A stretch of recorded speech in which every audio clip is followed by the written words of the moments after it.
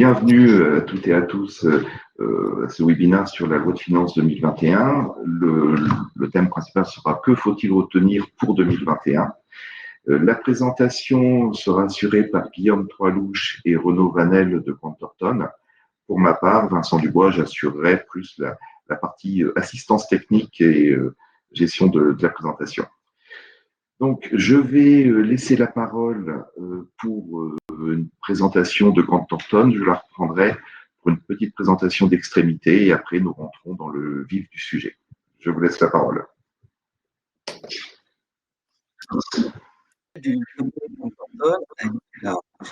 Merci pour votre réponse. Je me permets juste de pouvoir vous présenter Grant Thornton pour ceux qui ne le connaissent pas. Donc, Grant Thornton est un cabinet national et international spécialisé dans le conseil, l'expertise et le commissariat aux comptes, qui bénéficie d'un maillage important en France avec plus de 23 bureaux ouverts qui représentent 2000 collaborateurs. Nous sommes également particulièrement, compte tenu de maillage, présents sur les Hauts-de-France avec 3 bureaux que sont Saint-Omer, Douai et Lille qui représentent un peu plus de 200 collaborateurs pour 9 associés. Et nous sommes plutôt spécifiquement sur des marchés en termes d'activité assez larges, notamment sur de la PME-ETI et également sur tout le monde associatif et secteur médico-social, pour ne citer que. Je te laisse la main, cher Vincent, pour la suite. Merci Renaud. Donc, pour vous présenter Extrémité, nous sommes une équipe d'une trentaine de passionnés qui travaillent ensemble au service d'entreprises qui leur ressemblent. Donc, vous le savez sûrement, nous sommes une ESN, entreprise de services numériques, et nous accompagnons les clients des Hauts-de-France dans leur transformation numérique. Pour cela, nous avons en fait 7 offres, 7 expertises, et aujourd'hui, on a 20 ans d'existence et l'on compte à peu près 650 clients actifs dans notre clientèle. Donc, sur le slide suivant, vous allez voir, nous avons réussi à séduire et conquérir tous ces clients au cours des 20 dernières années. Ce n'est que un certain nombre de clients de toute taille, de tout secteur d'activité. Donc, certains sont peut-être présents dedans. Au niveau de nos expertises, donc je vous parlais de 7 domaines d'expertise. Le premier sera la sécurité. Donc on va englober tout ce qui est protection de vos données. Dans le cadre des RGPD, ça va être la protection contre la cybersécurité, tout ce qui est protection pour protéger vos données. On sait que effectivement la data aujourd'hui, c'est la richesse de l'entreprise, une des richesses de l'entreprise, bien sûr. La deuxième, c'est le réseau. Donc là, c'est plus la partie matérielle, ordinateur, poste de travail, serveur, imprimante. Le troisième domaine, c'est la télécom. Télécom, on entend par là tout ce qui est téléphonie sur IP, ce qui nous permet aujourd'hui de nous réunir 3CX et de faire ce webinaire. Le quatrième, c'est le cloud. Donc le cloud, c'est effectivement vos logiciels, l'hébergement de vos logiciels, vos solutions, mais aussi votre SI. Si vous ne souhaitez plus gérer vos serveurs, les sauvegardes, les évolutions de version, le cloud peut être une solution pour héberger toute votre SI. Le cinquième domaine, c'est la gestion. Donc là, on est intégrateur des solutions Sage et Cegid, des ERP Sage et Cegid, avec le plus haut degré de certification qui nous permet d'en assurer l'installation, la formation, mais aussi l'assistance. Dans les domaines des ressources humaines, de la paye, mais aussi les demandes de congés, la dématérialisation des bulletins, la gestion commerciale avec la gestion des ventes, des achats, du stock, la gestion comptable et financière, donc les domaines comptabilité, immobilisation, mais aussi des solutions de recouvrement de créances assez poussées ou de scan de factures pour intégrer en comptabilité, et le décisionnel pour les tableaux de bord et les analyses. La partie développement que nous appelons chez nous le développement spécifique, nous allons répondre à un besoin qui n'est pas couvert par une solution du marché. Nous allons peut-être couvrir les 10% qui vous manquent dans votre logiciel ERP ou carrément créer une application sur mesure à vos besoins. Notamment, nous avons géré récemment des GPAO ou des saisies d'inventaire avec des scans ou des gestions de planning pour des cas un peu particuliers. Le dernier domaine d'expertise, c'est le digital. On intervient sur la refonte de sites e-commerce, mais aussi de sites institutionnels. Nous allons aussi intervenir sur la visibilité. Donc, avoir un super site, c'est bien. Par contre, si personne ne le voit, ça devient un peu plus embêtant. Et on va être en mesure de faire communiquer votre site avec votre solution ERP. Voilà. Donc, c'était une présentation rapide pour qu'on puisse passer à l'essentiel de la présentation, la loi de finances. Donc, je vais laisser la parole pour qu'on puisse aborder la première partie, qui est la fiscalité directe des entreprises. Alors, bonjour à tout le monde. On va partager avec Renaud les différentes slides en fiscalité directe des entreprises, quelques mesures fiscales, puis la fiscalité des particuliers en dernier point. Je vais commencer par l'aménagement du taux réduit d'impôt sur les sociétés. Donc simplement pour rappel, il existe un taux d'impôt sur les sociétés qui est de 15%. Ce taux d'impôt n'est pas éligible, n'est pas possible pour tout le monde. Certaines entreprises seulement y sont éligibles. Vous avez ici à gauche, dans le cadre rappel, les différentes conditions. Il y en a 3. La première relevant de la qualification de PME, c'est-à-dire moins de 250 salariés, un chiffre d'affaires n'excédant pas 50 millions et un total bilan n'excédant pas 43 millions. Il faut que le capital soit entièrement libéré et détenu à au moins par 75% de personnes physiques ou des sociétés, mais répondant aux mêmes conditions. Et jusqu'à présent, il fallait que le chiffre d'affaires n'excède pas 7 630 000. Bien, pour les exercices ouverts à compter du 1er janvier 2021, eh bien, ce chiffre d'affaires de 7 630 000 disparaît au profit d'un chiffre d'affaires de 10 millions, ce qui fait que plus d'entreprises pourront rentrer dans le cadre du taux réduit d'IS à 15%. Alors sur la droite, on vous a mis qui est une sorte en partie de rappel de l'année dernière, mais du coup aménagé avec ce nouveau dispositif, des taux d'IS à prévoir sur les exercices 2021 et 2022, toujours dans cette optique que globalement, les taux d'impôt baisseront, puisque là, sur les 2020, nous avons un taux dit normal à 28%, qui est censé passer à 26,5 puis à 25, avec un taux réduit pour les entreprises dont on vient de discuter à 15%. Je mets de côté volontairement les entreprises dont le chiffre d'affaires est supérieur à 250 millions d'euros, puisque eux ont le même effet, mais un peu décalé dans le temps.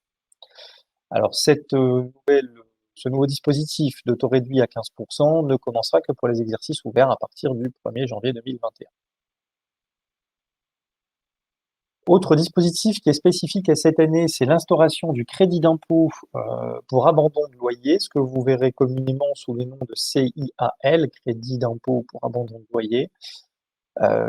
Il a été instauré un crédit de 50%, un crédit d'impôt de 50% pour les bailleurs qui ont consenti à des abandons de loyer au titre du mois de novembre 2020.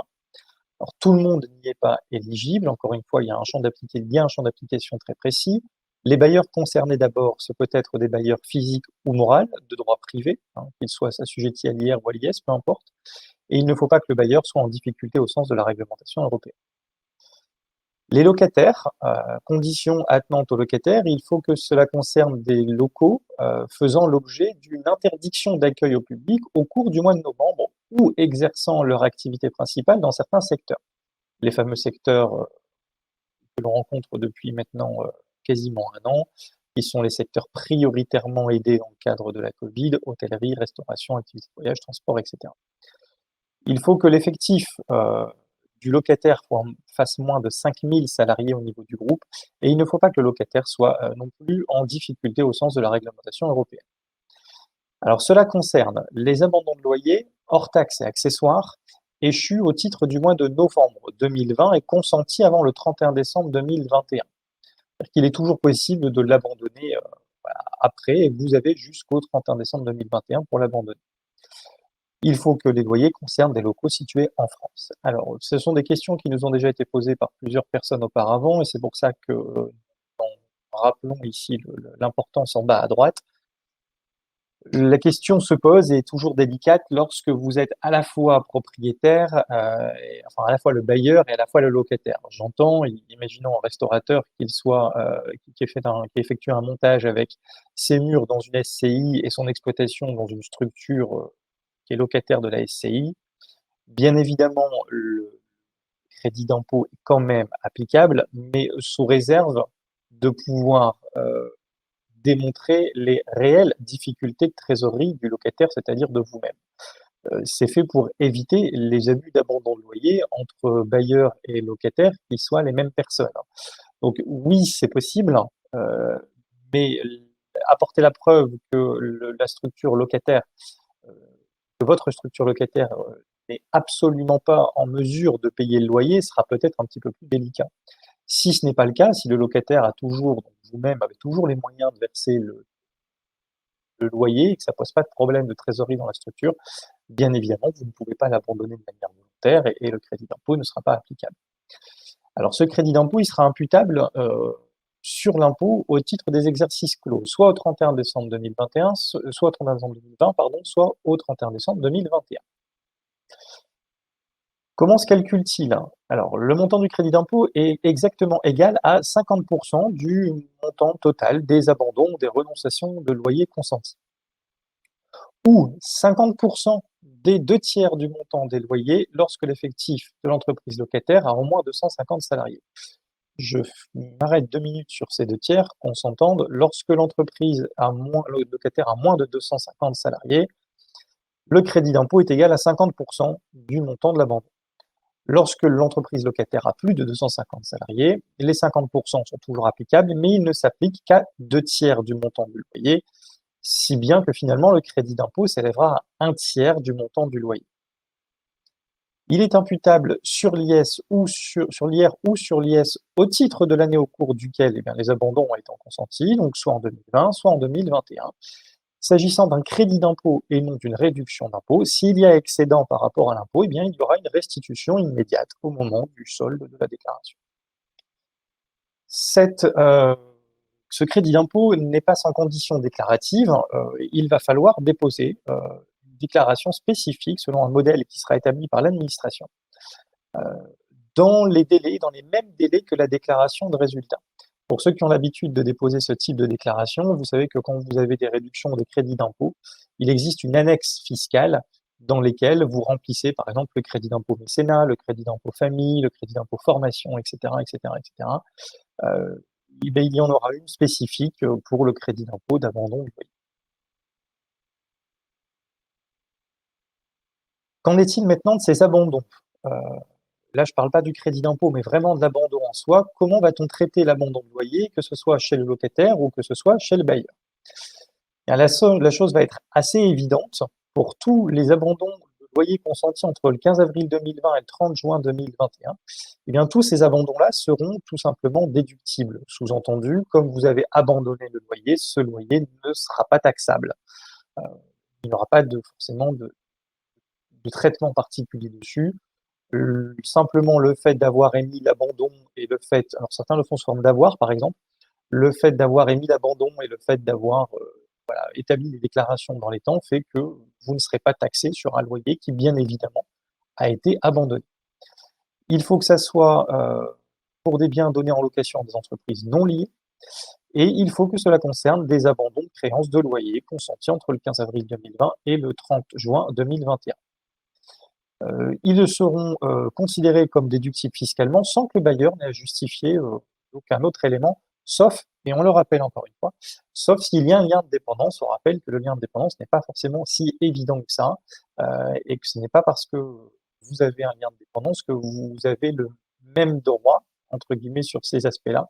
Il faudra réellement prouver de la difficulté de pouvoir payer le loyer et de l'intérêt commercial pour déduire l'abandon. Alors, pour les entreprises locataires, la réciprocité fiscale demeure toujours du côté locataire. Si du côté bailleur, l'abandon est déductible, chez le locataire, il sera tout simplement imposable. Sous-entendu, vous ne pourrez pas déduire un loyer qui vous a été abandonné, pour lequel le locataire ne payera pas. ça aura tout de même un impact sur le plafond d'imputation des déficits reportables, puisque d'habitude, le plafond d'imputation des déficits reportables est d'1 million plus 50% du bénéfice imposable, et bien exceptionnellement, il sera d'1 million plus 50% du bénéfice imposable, plus du montant de la vente. Et tout cela concerne les exercices clos à compter du 15 avril 2020, ce que vous avez en haut à droite du document.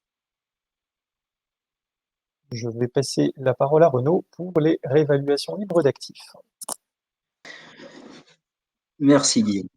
Alors, deux décisions assez fortes de cette loi de finances, il y en aura une troisième qu'on verra un peu plus tard, qui concerne les entreprises qui ont subi effectivement cette crise depuis mars et qui ont vu, certaines en tout cas, une fonte importante d'une part de leurs fonds propres, avec le risque de notation Banque de France et Assurance Crédit, et également l'autre partie, c'est un besoin de cash, si jamais le PGE n'est pas suffisant pour les couvrir.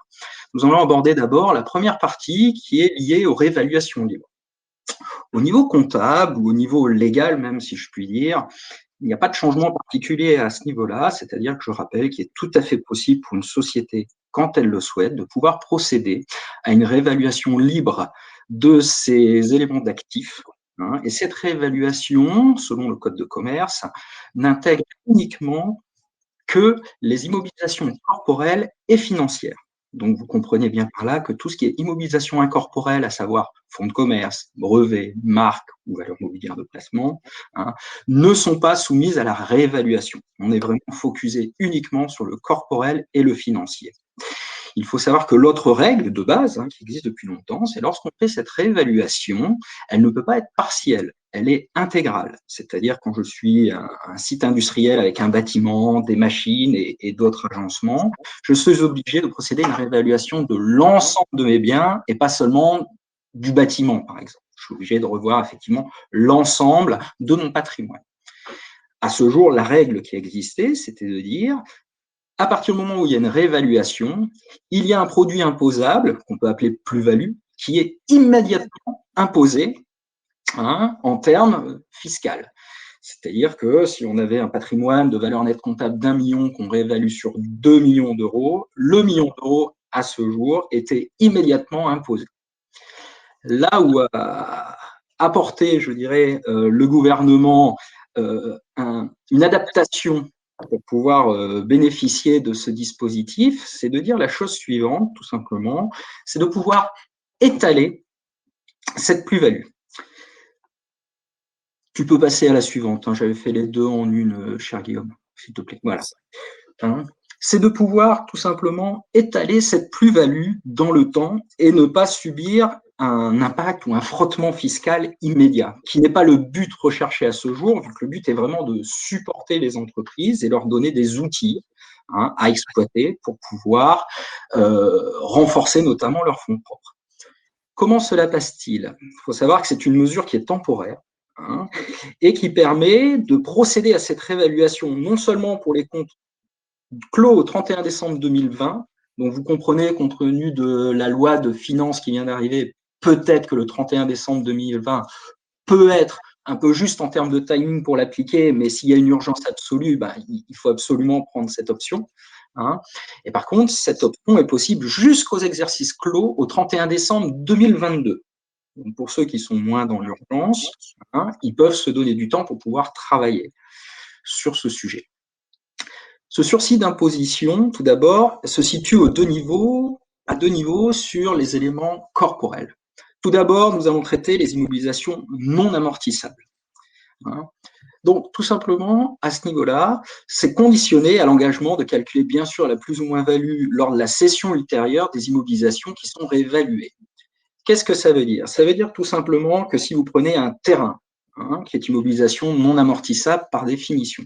Ce terrain, s'il vaut 100 000 euros dans votre comptabilité au 31 décembre 2020, qu'il est réévalué à 200 000 euros, soit une plus-value de 100 000 euros, la règle, c'est que cette plus-value de 100 000 euros ne sera pas imposable. Donc, il y a un retraitement extra-comptable dans l'alias fiscal pour pouvoir l'isoler. Par contre, le jour où vous cédez le terrain, imaginons 10 ans après, à 300 000 euros, imaginons, il faut bien avoir en tête que la plus-value, bien évidemment, sera de 300 000 euros moins le montant d'origine avant réévaluation qui est de 100 000. Et l'imposition aura lieu à ce moment-là, uniquement à ce moment-là, lors de la cession. Et donc, il y aura des feuillets fiscaux spécifiques pour pouvoir faire le suivi de ces plus-values dans le temps, parce qu'effectivement, il peut se passer 20, 30, 40, 50 ans, on peut l'imaginer. Au niveau des immobilisations amortissables, maintenant, on va séparer tout ce qui est la partie, on va dire, construction, bâtiment, immeuble, et la partie autres immeubles. Pour tout ce qui concerne les immeubles, donc les constructions, plantations, agencements, aménagements des terrains, les aménagements des terrains sont bien amortissables.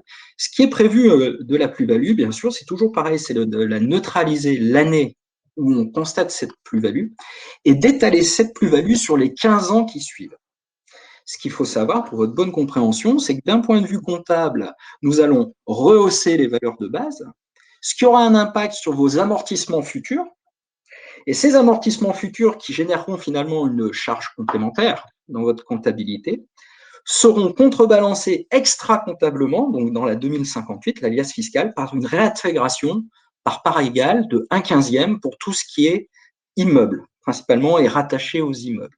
Ce qui permet de limiter fortement, voire annuler, le frottement fiscal qu'il peut y avoir sur cette opération. Il y en est de même pour toutes les autres immobilisations, sauf qu'on n'est pas sur une durée de 15 ans, on est sur une durée de 5 ans. Les autres immobilisations, principalement, on peut imaginer l'outillage industriel, pour ne citer que, mais ça peut être toute autre immobilisation corporelle qui ne rentre pas dans la famille des immeubles. Toujours pareil, en cas de cession anticipée, entre guillemets anticipée, mais c'est-à-dire en cas de cession des biens pour lesquels l'étalement de la plus-value n'a pas pu être effectué. Donc, pour un immeuble, imaginons au bout de 10 ans, si je vends l'immeuble ou si je fais un leaseback, j'y viendrai après, s'il est cédé au bout de 10 ans, tout simplement, les 5 ans de plus-value restants sont immédiatement réinjectés et soldés fiscalement pour pouvoir tout simplement rendre à l'État ce qui lui est dû. Ce qu'il faut savoir, c'est au même titre qu'on a pu le voir pour les loyers, il y aura des déclarations spécifiques, si on retient cette option, pour pouvoir tout simplement mettre arrêter les montants des plus-values et surtout de pouvoir acter le suivi pluriannuel de la réintégration fiscale de ces plus-values, ou non, si on est en matière de terrain, mais que ça apparaisse toujours en information pour l'administration fiscale. Slide suivante, s'il te plaît. Le second point important à retenir, je dirais la deuxième disposition qui est importante maintenant, c'est au niveau du gouvernement et donc de l'Assemblée nationale, ils ont décidé non seulement de mettre un dispositif qui peut renforcer les fonds propres, tels que la réévaluation, mais également de pouvoir avoir une opération qui puisse amener de la trésorerie à la société. Cette opération, c'est tout simplement le mécanisme de l'étalement de la plus-value réalisée sur des cessions d'immeubles, qu'on dit en leaseback. Tout simplement, lorsque la société est propriétaire d'un bien immobilier, elle peut, jusqu'au 31 décembre 2022, alors attention, ça c'est l'accord 31 décembre 2022, mais c'est applicable jusqu'au 30 juin 2023, parce qu'on sait très bien qu'entre l'accord vis-à-vis d'un financier et la réalisation peut vite se passer 6 mois. Donc il y a ce délai qui est accepté. Donc pour toutes les décisions qui sont du 28 septembre 2020 au 31 décembre 2022 avec l'accord de financement, on peut appliquer ces opérations de leaseback à compter du 1er janvier 2021, donc aucun impact sur 2020 d'un point de vue comptable ou cash, et on a jusqu'au 30 juin 2023. Ces étalements de plus-value, à ce jour, ce qu'il fallait savoir, c'est qu'au même titre qu'on était sur le slide précédent, sur la réévaluation, les plus-values étaient immédiatement imposables. Avec le leaseback, on est dans le même esprit, c'est qu'on va neutraliser la plus-value lors de la cession de l'immeuble et étaler la plus-value sur la durée du contrat, qui peut aller jusqu'à 15 ans maximum. Pour information, de toute façon, un leaseback immobilier ne va pas au-delà de 15 ans à ce jour. Donc, conclusion de tout ça, c'est que le fait de décider de faire cette opération permet d'une part d'amener de la new money, du cash, auprès de l'entreprise, et de pouvoir surtout limiter le frottement fiscal, tout simplement sur la durée du contrat. Les redevances que constatera en frais généraux la société permettront de neutraliser la réintégration fiscale de la plus-value, ce qui évite tout frottement fiscal auprès de la société. Au niveau des entreprises concernées, assez classique et je dirais légitime par rapport tout simplement à la volonté du gouvernement, c'est toutes les sociétés propriétaires qui ont une activité commerciale, industrielle, artisanale, libérale ou agricole. Et bien évidemment, comme vous pouvez l'imaginer, il est bien noté, l'exclusion des activités patrimoniales qui n'ont pas le but de soutenir à ce niveau-là les entreprises qui ont une réelle activité commerciale, industrielle ou artisanale agricole. Slide suivante. Je te remercie. Oui, je te remercie. Je vais reprendre la suite du coup pour les aménagements du crédit d'impôt recherche et du crédit d'impôt innovation. Un texte en particulier, puis 2 jurisprudences qui sont importantes lorsque vous sous-traitez des dépenses de recherche et que vous intégrez dans votre CIR ou dans votre CII. Pour le calcul du dispositif simplement actuel, on va rappeler ça, pour le calcul de l'assiette du crédit d'impôt recherche pour le donneur d'ordre, il faut savoir que on peut retenir dans la base du crédit d'impôt toutes les dépenses exposées auprès d'organismes de recherche publics et assimilés, et elles sont prises en compte pour le double de leur montant, sous réserve bien sûr qu'il n'y ait pas de lien de dépendance entre et l'entreprise donneur d'ordre et l'organisme en question.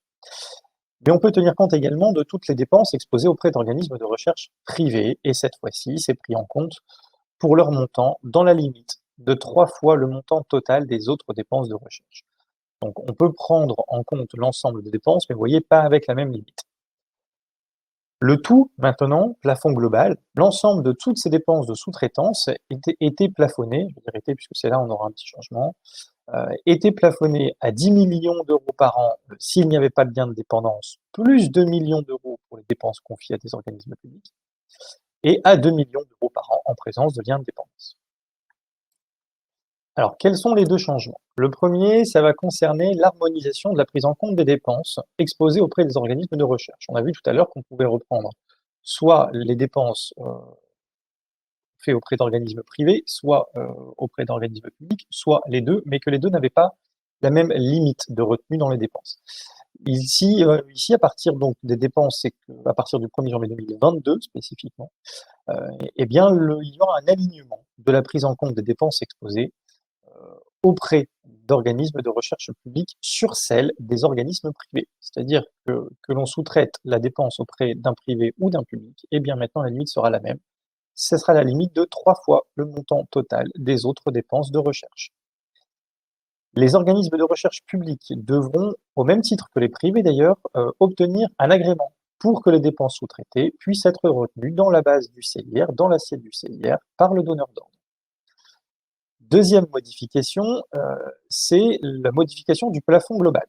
Il y a toujours un plafond global, que ce soit privé ou public, à 10 millions d'euros s'il n'y a pas de lien de dépendance. Par contre, on supprime la majoration de 2 millions pour tout ce qui était recherche directement affectée à des organismes publics. Et la limite, par contre, reste à 2 millions en présence de lien de dépendance.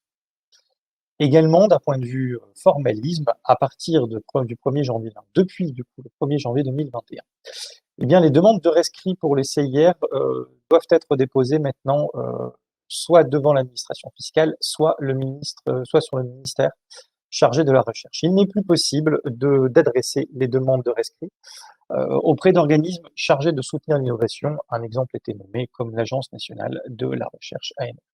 Cette possibilité est supprimée. 2 jurisprudences maintenant qui sont assez régulières lorsque vous faites un CIR, parce que la plupart du temps, lorsqu'il y a un CIR, il y a souvent un accompagnement de dépenses de sous-traitance, puisque l'entreprise ne peut pas forcément supporter la totalité des démarches, il faut parfois faire appel à des organismes extérieurs. 2 jurisprudences différentes, on va commencer par la première qui sera la jurisprudence liant la FNAMS. On rappelle simplement les principes.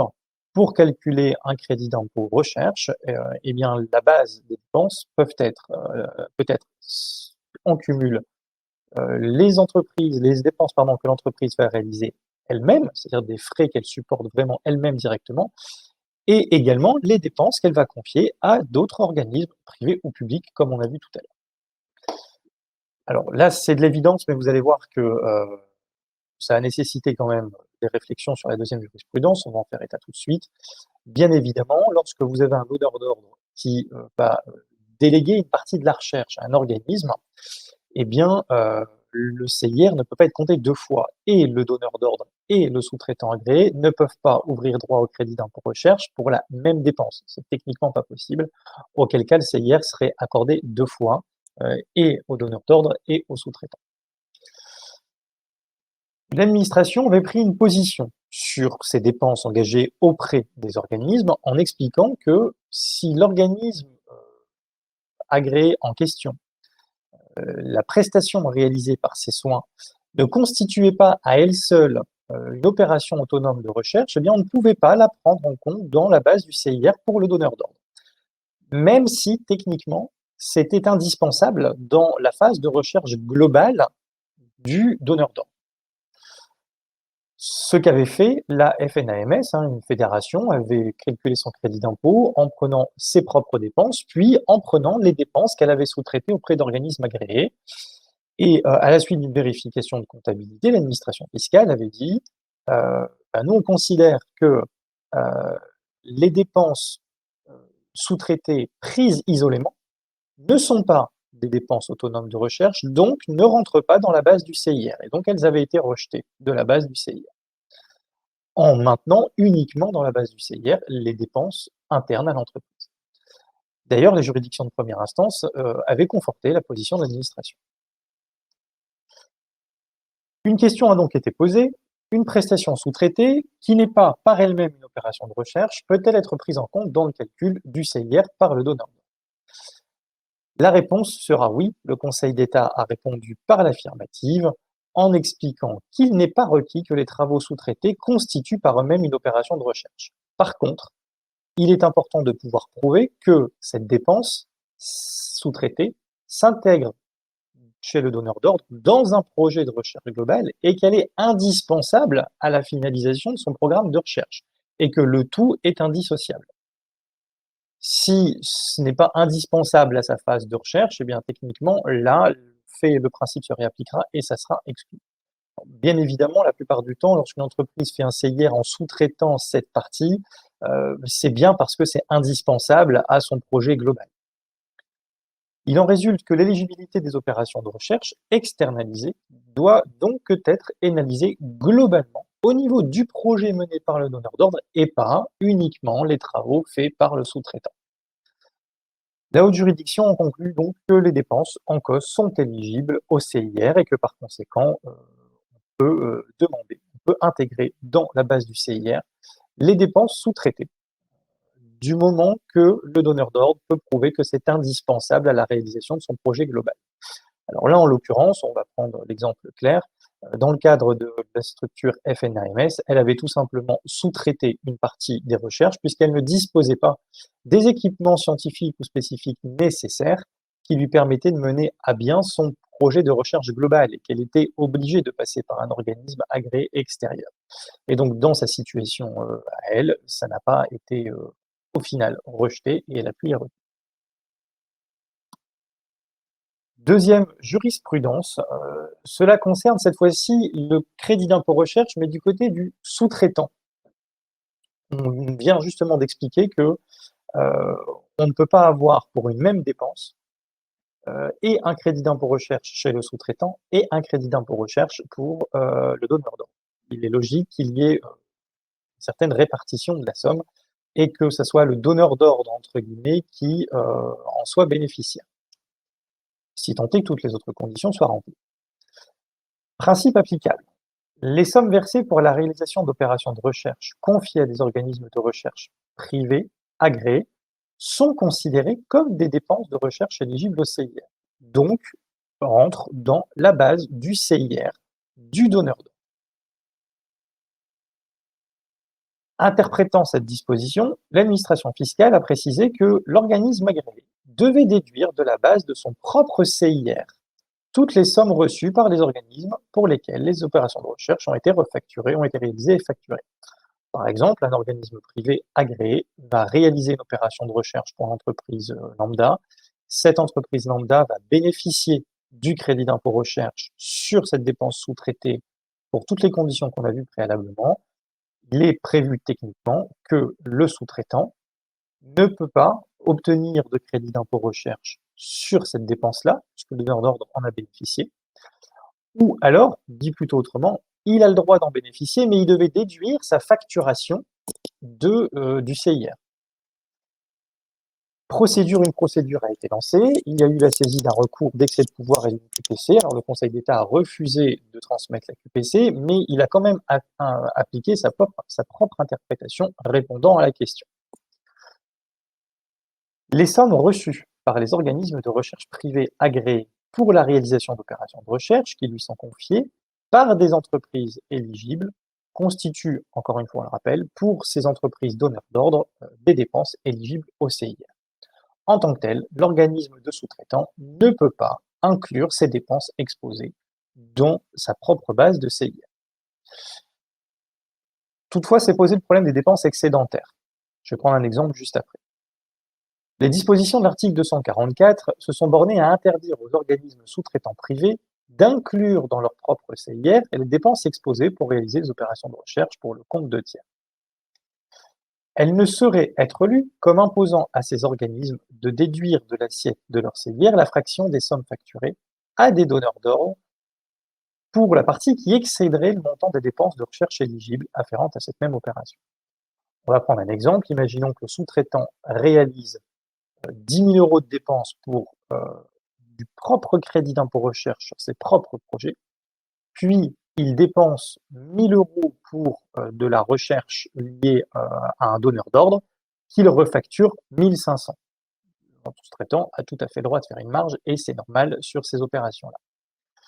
La position de l'administration fiscale était de dire le crédit d'impôt recherche pour le sous-traitant est donc de 10 000, puisqu'il a le droit à ses propres projets de recherche, plus 1 000, puisque ce sont aussi, même si c'est pour le donneur d'ordre, pardon, c'est éligible au crédit d'impôt recherche, moins 1 500, puisque techniquement, il les a refacturés 1 500 €. Ce qui fait que l'entreprise sous-traitante se retrouve avec une base de CIR de 9 500. L'interprétation est maintenant différente. Il ne faut pas s'amuser à faire ces jeux de plus-moins pour toutes les parties qui sont des crédits d'impôt recherche, en tout cas des dépenses de crédit d'impôt recherche pour la base de donneurs d'ordre. L'entreprise sous-traitante doit se contenter de demander un crédit d'impôt recherche pour les simples projets de recherche qui lui sont propres, autonomes, et qui ne sont pas du tout liés à des dépenses pour des donneurs d'ordre. Autrement dit, les 1 000 € de dépenses dans mon exemple et les 1 500 € de refacturation, on fait comme s'ils n'existaient pas, et le sous-traitant se contente de demander son crédit d'impôt recherche sur les 10 000 € qui sont des dépenses propres à ces dépenses de recherche autonomes chez lui, sans donneur d'ordre intervenant dedans. Je repasse la parole à René. Merci. Alors, petit focus très rapidement, qui sont des conséquences de l'année 2020 qui vient de s'écouler en termes de contrôle fiscal. Rappel, il faut savoir que tout contrôle fiscal, l'administration est en droit de contrôler les 3 derniers exercices clos, qui sont, je dirais, toujours sous risque de redressement. Un exemple tout simple, c'est au 31 décembre 2020, au plus tard, les années de 31 décembre 2017, 18, 19 pouvaient être contrôlées. Passé le 31 décembre, l'année 2017 tombait. C'est-à-dire que si l'administration fiscale n'avait pas envoyé d'avis de rectification, l'année 2017 était purement et simplement abandonnée. Juste un petit laïus pour ceux qui sont concernés, compte tenu du fait que l'administration fiscale a suspendu ses contrôles fiscaux au cours de l'année 2020, pour l'année 2017 et uniquement pour celle-là qui serait contrôlée, il y a une prorogation de contrôle qui est reportée au 14 juin 2021.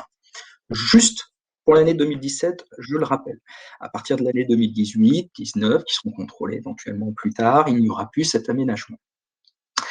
Ce qu'il faut savoir quand même, c'est si on va de l'autre sens, hein, c'est-à-dire que toute personne qui a fait une déclaration d'impôt a également 3 ans pour revenir en arrière et pour pouvoir éventuellement faire une mise fiscale rectificative ou autre. Ce report de délai ne s'applique pas, par contre, pour les sociétés. C'est-à-dire que l'année 2017 est fermée à ce jour. Hein, et il n'y a pas un délai reporté au 14 juin 2021 si on souhaitait faire une mise fiscale rectificative, tout simplement. Slide suivante. Alors, c'est juste une confirmation, on le connaissait déjà depuis le 1er janvier 2019. Il faut savoir que le taux d'intérêt de retard et l'intérêt moratoire, applicable en cas de paiement tardif notamment, avait été rabaissé de 0,2% par mois. Initialement, il était de 0,40. Il faut savoir que cette mesure devait prendre fin au 31 décembre 2020. Et plutôt bonne nouvelle, finalement, la loi de finances prévoit de pérenniser, à vitam aeternam en tout cas, à date, hein, ce taux mensuel d'intérêt de retard. Voilà. Slide suivant. Alors, on va aborder maintenant différentes mesures fiscales. Certaines sont simplement des reports et d'autres des nouveautés. Alors, quand je dis nouveautés, ça ne veut pas dire qu'elles vont s'appliquer tout de suite. Je vais commencer par la mise en place du groupe TVA. On va en discuter, on va en regarder le contour. La mise en application n'est pas immédiate. Je vais caricaturer d'abord le propos avant de rentrer dans le détail. L'idée, c'est de pouvoir inclure un groupe TVA dans ce que vous avez en pointillé en violet, là, de plusieurs structures étant dans le même groupe et que chaque structure ne soit plus forcément elle-même redevable de la TVA, mais qu'il n'y ait plus qu'un seul redevable de la TVA pour l'ensemble des structures du groupe. Bien évidemment, il y a des conditions d'entrée et de sortie du groupe, etc. C'est ce qu'on va voir juste après en détail. L'idée, c'est de simplifier les démarches administratives et qu'il n'y ait qu'un seul membre représentant du groupe et donc une seule déclaration de TVA et donc un seul paiement de TVA et donc une seule demande de remboursement de TVA pour l'ensemble du groupe, donc, et paiement ou demande de remboursement, pour l'ensemble des structures réunies et que chacune des structures ne fasse plus sa propre déclaration de TVA de son côté. Alors, quelles sont ces fameuses conditions? Il faut savoir d'abord que ça sera un régime optionnel et facultatif. L'objectif est de neutraliser en matière de TVA les opérations intra-groupes. Il y a un intérêt particulier pour les non-récupérateurs de TVA à 100%, pour ces personnes-là, ça aura un impact. L'idée est d'avoir un allègement des obligations administratives de TVA de chacun des membres. Il n'y a que le représentant qui effectuera les formalités de TVA. Les membres perdant leur qualité d'assujetti. S'agissant du droit à déduction, puisque malgré tout, chaque structure continuera à avoir des propres dépenses qui ne seront pas forcément intra-groupes, qui pourront être des dépenses extérieures, et donc avec de la TVA déductible. S'agissant des droits à déduction de TVA, eh bien, chaque assujetti sera considéré comme un secteur distinct d'activité. Ça, il y a encore à ce sujet-là, il y a encore des précisions qui sont attendues sur les décrets, mais ce sont des choses qui sont couramment rencontrées pour des personnes, tout le monde n'est pas concerné, mais pour des structures qui auraient au sein de leurs propres activités, par exemple des activités exonérées, des activités taxables, des activités assujetties, des activités non assujetties, etc. Il y aura une solidarité des membres pour le paiement de la TVA, des intérêts de retard et des pénalités éventuelles en cas de redressement, même s'il n'y a qu'un seul représentant. Bien évidemment, seuls les assujettis à la TVA qui sont établis en France et qui entretiennent entre eux des liens financiers, économiques et organisationnels pourront former un groupe de TVA. Je vous expliquais juste avant, tout le monde ne pourra pas former un groupe de TVA par une simple volonté. Il faudra vraiment qu'il y ait un lien direct entre toutes ces structures. Le groupe sera constitué pour une durée minimale de 3 ans. Et bien évidemment, il sera possible d'introduire un nouveau membre que s'il s'agit d'un assujetti qui ne remplissait pas les conditions au moment où vous avez créé le groupe. Donc, on ne peut pas réapparaître dans ce groupe-là plus tard, il fallait le faire dès le départ, ou alors il faudra attendre le renouvellement du groupe. Et pour la sortie, c'est la même chose. Le seul motif de sortie serait que la structure ne remplit plus les conditions de lien entre les structures. Un des membres ne peut pas sortir pendant le contrat, je veux dire comme ça, de manière volontaire. Alors, dans le cas où une succursale et un siège seraient établis dans 2 États différents, mais qui feront partie l'un ou l'autre d'un groupe de TVA dans leur pays d'établissement, les prestations de services qu'elles se rendraient entre elles seraient imposables à la TVA. Donc, il y a quand même des conséquences sur ces aspects-là. Alors, c'est une entrée en vigueur au 1er janvier 2022. C'est pour ça que je vous dis que ce n'est pas immédiat et entrer en vigueur au 1er janvier 2022, ça veut dire en réalité, dans l'esprit de l'administration, une application effective au 1er janvier 2023. Autrement dit, la première déclaration de TVA qui serait imposable au titre qui serait déposable au titre d'un groupe serait celle de janvier 2023. Paquet e-commerce, je vais être un petit peu plus rapide dessus parce que ça ne concerne pas tout le monde et s'il y avait des questions particulières dessus, il ne faudra pas hésiter à revenir vers nous. Je rappelle, il n'y a pas de changement en fait pour ce texte-là, il y a simplement un report. Ce texte devait s'appliquer au 1er janvier 2021, il s'appliquera finalement au 1er juillet 2021. Quelques petits aménagements seulement. L'idée est de favoriser tout simplement le e-commerce en matière de TVA, de savoir où l'opération doit être imposable et qui est redevable de la TVA. Je repasse la parole à Renaud pour le Brexit.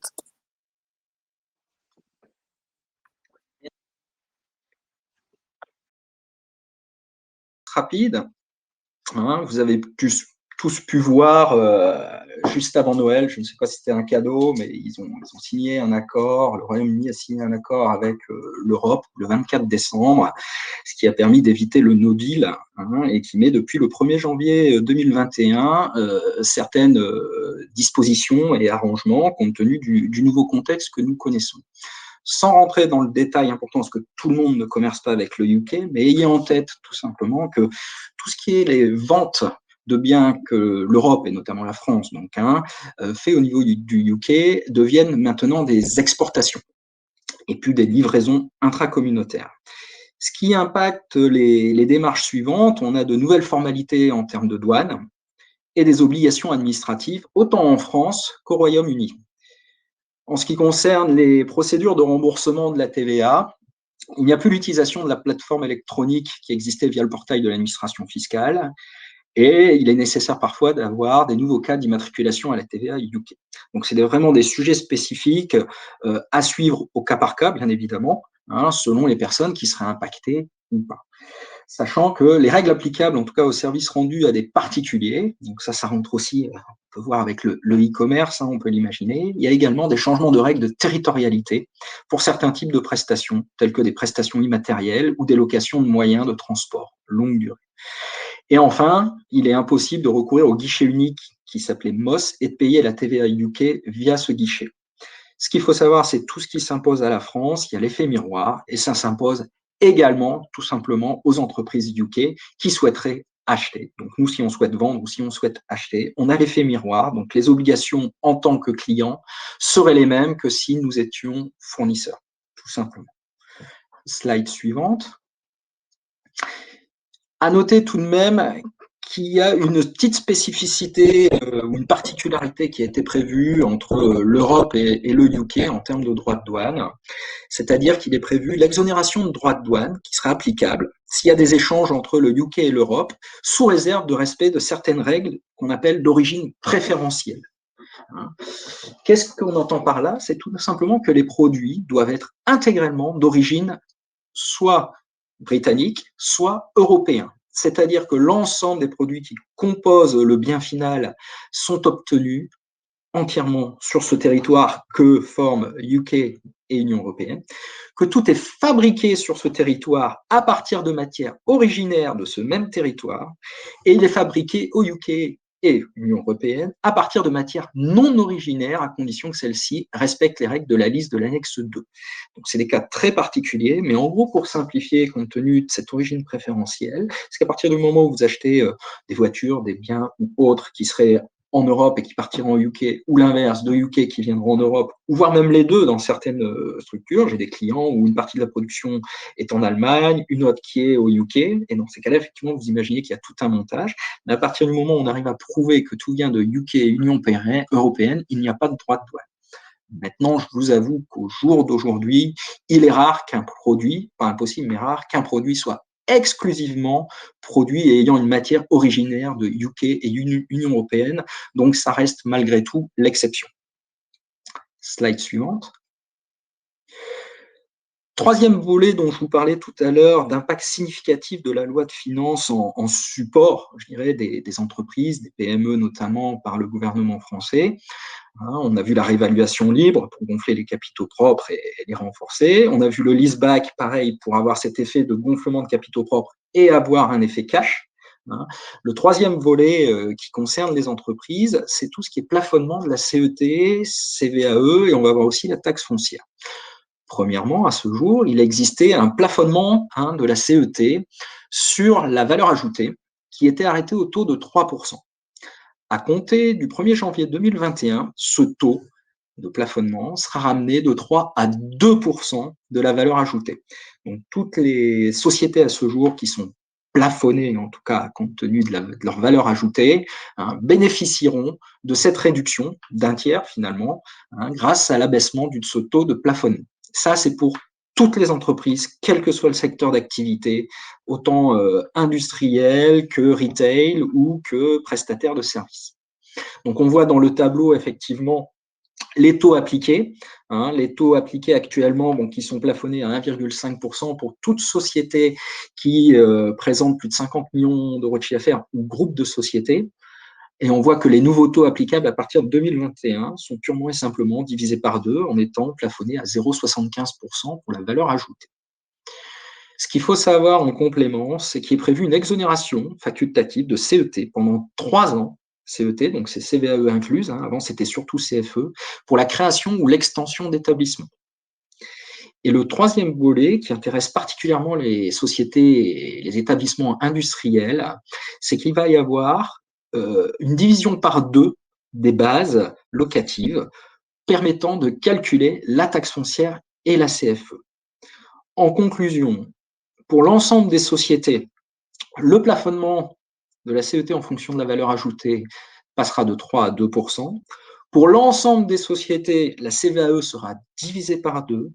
Et pour les sociétés ayant une activité industrielle, la taxe foncière et la CFE seront elles aussi divisées par 2. Et ça, je rappelle, c'est applicable dès le 1er janvier 2021, donc prévoyez-le dans vos budgets ou dans vos projections de trésorerie et autres, ça aura un impact certain pour bon nombre d'entreprises.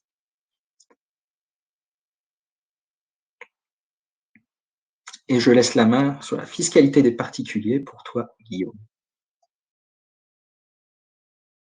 Particulier, une première information très rapide qui concerne le barème d'impôt. Ce barème est quelque peu différent de d'habitude, puisque la tranche, vous savez que c'est un barème par tranche, en fonction du montant du revenu par personne, le taux d'impôt n'est pas le même, allant de 0 à 45%, plus quelques pourcents pour les contributions exceptionnelles sur les hauts revenus pour les personnes concernées. Le changement se situe au niveau de la deuxième tranche, celle que vous avez de 10 084 à 25 710 euros, où le taux n'est plus de 14%, mais il est de 11%. Alors, je mets bien de précision dessus. Ce n'est pas forcément un cadeau fiscal, en tout cas, ça ne va pas concerner tout le monde, puisque celui qui était dans la tranche à 0, ça ne changera rien. Celui qui était dans la tranche et qui s'arrêtait à la tranche à 14, lui en bénéficiera, puisqu'il sera à 11. Les personnes qui étaient dans les tranches à 30, 41 ou 45, ça ne changera absolument rien à votre montant d'impôt global, puisqu'il faut savoir que l'économie d'impôt générée dans la tranche à 11% a été reportée dans la tranche à 30%. Comment ils ont fait ça? Ils ont simplement changé les tranches et les montants de tranches que vous avez sur la gauche, 10 084, 25 000, 73 000, etc. Donc en changeant les seuils d'entrée, forcément, ils ont rattrapé l'impôt sur les autres tranches. Donc celui qui est en début de tranche à 30, il aura encore une petite économie. Celui qui rentre sérieusement dans la tranche à 30, il n'aura pas d'économie. 41-45, il n'y aura strictement aucune économie d'impôt. L'idée, ce n'est pas de baisser globalement l'imposition. L'idée, c'est de baisser l'impôt seulement des personnes qui rentrent dans l'imposition. Une précision avant de regarder les différents crédits d'impôt. On ne l'a pas fait apparaître parce que pour beaucoup de personnes, ça a déjà été traité, mais on souhaite quand même faire un rappel puisque c'est encore possible. On vous rappelle qu'il y a quelques années maintenant, très peu d'années maintenant, il y a eu l'année blanche. Il y a eu l'effet de l'année blanche avec l'instauration d'un crédit d'impôt modernisation du recouvrement, le fameux CIMR. pour lesquels une année de revenus n'a pas été fiscalisée ou a été peu fiscalisée en fonction des situations de chacun. On rappelle que si les revenus avaient continué à augmenter, je vais prendre les cas concrets, ça sera plus simple, l'administration regardait la meilleure année de 2015, 2016, 2017, puis elle la comparait à 2018. Si ça avait augmenté, elle vous appelait une partie d'imposition. Si ça avait baissé, elle vous annulait la totalité de l'imposition de 2018. Puis dans un deuxième temps, il fallait regarder les rémunérations 2019. Si vous étiez sur un schéma de rémunération qui continuait à augmenter, eh bien le morceau d'imposition que vous avez versé sur le revenu 2018, il est possible de demander sa restitution, on appelle un CIMR complémentaire. Bien évidemment, il fallait connaître les revenus 2019 définitifs pour le faire, puisque c'est quelque chose qui s'analyse entre la meilleure année de 15, 16, 17, puis comparé 18, puis comparé 19. Donc il fallait d'abord acquitter le surplus d'impôt, puis en demander la restitution. Et il est encore possible de le faire, et pour ceux qui ne l'ont pas encore fait, on va vous inviter à le faire ou à revenir vers nous si vous souhaitez qu'on s'en occupe. La démarche n'est somme toute pas très compliquée, mais une chose est essentielle, elle n'est possible que sur demande. C'est-à-dire que techniquement, si le contribuable n'en fait pas la demande, eh bien l'administration ne se déclarera pas elle-même pour vous la restituer. Je parle bien pour les personnes qui étaient chefs d'entreprise. Donc, bien évidemment, pour les salariés, ça ne compte pas. Pour tous ceux qui étaient présidents SAS non soumis, voilà, non soumis au président SAS, est considéré comme chef d'entreprise, n'est pas considéré comme salarié, même si la personne a une fiche de paye. Pour tous les salariés, l'annulation du CIMR avait été totale, donc il n'y a pas de débat dessus. Pour tout ce qui était BIC, BNC, BA, donc entreprise individuelle, profession médicale en individuel, bénéfices agricoles, ce CIMR, ce remboursement de CIMR a été automatique pour tous les chefs d'entreprise, gérants majoritaires de SARL, présidents de SAS, etc. Ces personnes-là, ce n'était absolument pas automatique. Il faut penser à en faire la demande. Donc n'hésitez pas à le faire, n'hésitez pas surtout à revenir vers nous. Pour l'instant, on a une bonne expérience sur le retour dessus et on n'a pas eu, moi je n'ai pas rencontré de cas, je ne sais pas si ça a été le cas chez vous, mais on n'a pas eu de cas où ça a posé problème, du moment qu'on pouvait prouver que la rémunération avait augmenté, mais ça c'est factuel, il suffit de simplement d'acter les déclarations. Alors concernant les aménagements des crédits d'impôt, maintenant, pour la loi de finances 2021. Il existe un dispositif d'investissement, enfin de réduction d'impôts pour les investissements dans les PME, ce qu'on appelle IR-PME. C'est-à-dire que vous investissez dans des entreprises, vous investissez dans des PME, et il est possible d'obtenir une réduction fiscale. Pour ça, alors bien évidemment, il y a tout un lot de conditions, je ne vais pas toutes les reprendre ici. Ce qu'il faut retenir, c'est que cette réduction d'impôt était limitée à 18% des investissements avant, et pareil, il y a un plafond, on ne peut pas investir 1 million d'euros, plafond annuels qui sont retenus. L'année dernière, il avait été porté à 25%, et il est prorogé jusqu'au 31 décembre 2021 à 25%. Alors ça, c'est plutôt une bonne nouvelle, puisque antérieurement, il y avait déjà une première tentative qui n'avait pas abouti, puisque l'Europe avait dit non. L'année dernière, l'Europe a dit oui, et là, l'Europe continue à dire oui, donc on peut jusqu'au 31 décembre 2021 bénéficier de 25% au lieu de 18%. Prorogation et aménagement du dispositif Pinel. Alors, pour que je rappelle simplement que le dispositif Pinel, c'est investir dans de l'immobilier locatif que vous vous engagez à mettre en location sur des périodes de 6 à 9 ans ou 12 ans avec des extensions, etc. Ce dispositif devait prendre fin. Finalement, il est prorogé jusqu'au 31 décembre 2024. Il y aura simplement une réduction, taux de réduction en 2023 et 2024. Quand on dit une réduction progressive du taux d'avantage fiscal, ce n'est pas dans le temps. Je m'explique. Lorsque vous investissez dans un Pinel aujourd'hui, vous bénéficiez de 2% par an, par exemple, du bien, et ce pendant 9 ans. Ce qui fait qu'au bout de 9 ans, vous avez gagné 18% de réduction d'impôt sur le bien en question. C'est la date d'investissement qui va compter. C'est-à-dire que si vous avez investi maintenant, il est évident que vous rencontrerez dans vos 9 années 2023 et 2024. On ne va pas vous baisser votre réduction d'impôt en 2023 et 2024, puisque vous avez investi avant 2023 et 2024. Par contre, pour ceux qui investiront en 2023 et en 2024, il est fort probable, à ce stade que le taux de réduction d'impôt ne sera pas le même, et ce, du coup, pour les 9 années qui suivent également. Une précision concernant la Covid-19 et les aides versées par les caisses complémentaires des indépendants. Tous les indépendants, nombreux indépendants, ont reçu des reversements de la part du SSI, de l'ex-RSI maintenant, concernant la restitution d'une cotisation de retraite, tout simplement pour aider dans le cadre de la Covid sous forme de subvention. Ce n'est pas un prêt, c'est clairement une subvention, c'est acquis définitivement, il n'y a pas de régularisation qui seront faites par la suite. Vous l'avez normalement, pour ceux qui sont concernés, vous l'avez déjà tous reçu, hein, il n'y a pas d'autres choses à dire. C'est poser la question de comment nous allions traiter cette restitution, puisque à l'origine, c'est une cotisation que vous avez versée, qui avait été déduite, etc. Et donc, il fallait prendre une position sur la manière dont cette somme perçue allait être traitée fiscalement. Eh bien, cette aide sera exonérée d'impôt sur le revenu. Elle sera exonérée d'impôt tout court, d'ailleurs, quel que soit le régime. Et elle est à considérer en réalité plutôt comme un apport par l'exploitant plutôt que comme étant une subvention venant de la SSI. Donc, il n'y aura ni impôt à payer sur ce montant, sur cette subvention, ni charge sociale en question. Et c'est applicable dès l'IR 2020, puisque ça a été perçu en 2020. D'autres petites précisions, je ne vais pas toutes les traiter parce qu'elles font parfois appel à ce secteur ou à des schémas bien spécifiques. Il y a eu des aménagements concernant les prestations compensatoires mixtes versées lors d'un divorce.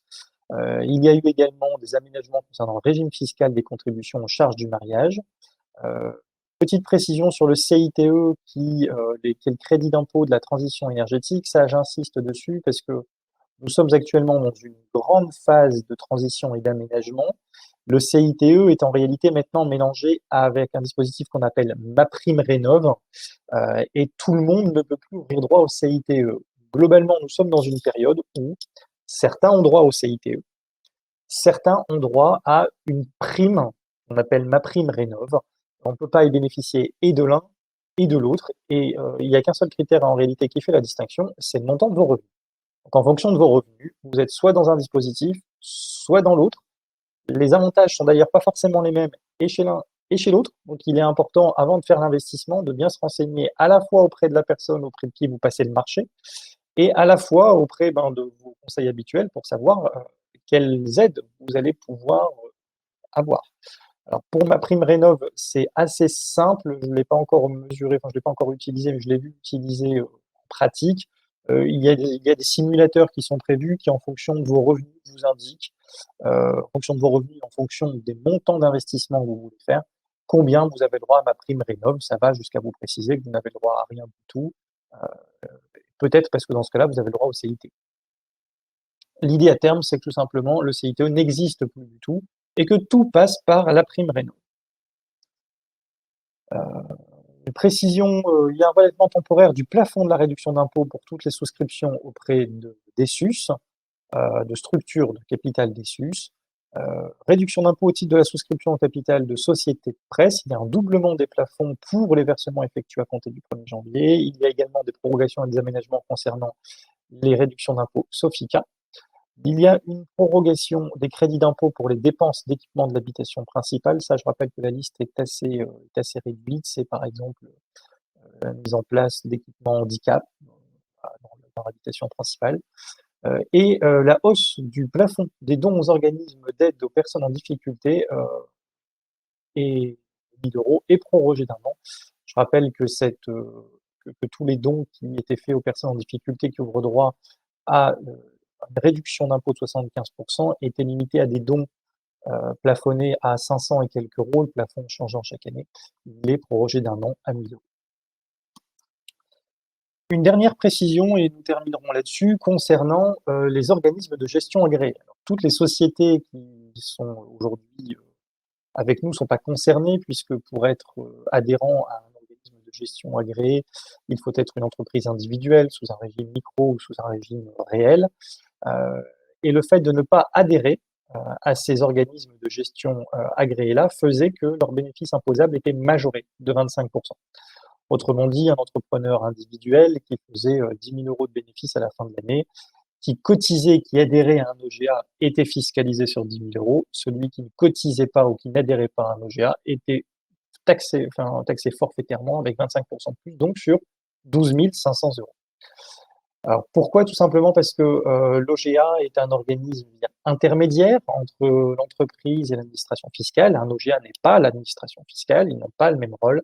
Par contre, ils ont un rôle de contrôle, c'est-à-dire que techniquement, ils revérifient tout ou partie de la comptabilité avec des examens simplifiés et des examens poussés sur certaines années. Et de ce fait-là, ça donne, entre guillemets, une crédibilité supplémentaire aux états financiers de la personne en question. Celui qui n'y adhérait pas, par principe, on considérait qu'il y avait moins de crédibilité, l'administration fiscale considérait qu'il y avait moins de crédibilité dans les comptes, ce qui n'était pas forcément vrai, d'ailleurs, puisque adhérer à un OGA n'a jamais été obligatoire, et que donc il y avait des majorations sur les bases en question. C'était 25%, et bien ça sera 20% à compter des revenus 2020, 15% de majoration pour 2021, 10% à compter de 2022, de sorte à ce que cette majoration en 2023 n'existe plus du tout, et si bien que normalement, à compter de 2023, adhérent ou non adhérent à un OGA, la base fiscale sera retenue pour exactement la même chose. Voilà pour nous. Je peux repasser la parole à Monsieur Dubois pour la fin et bien évidemment pour toutes vos questions.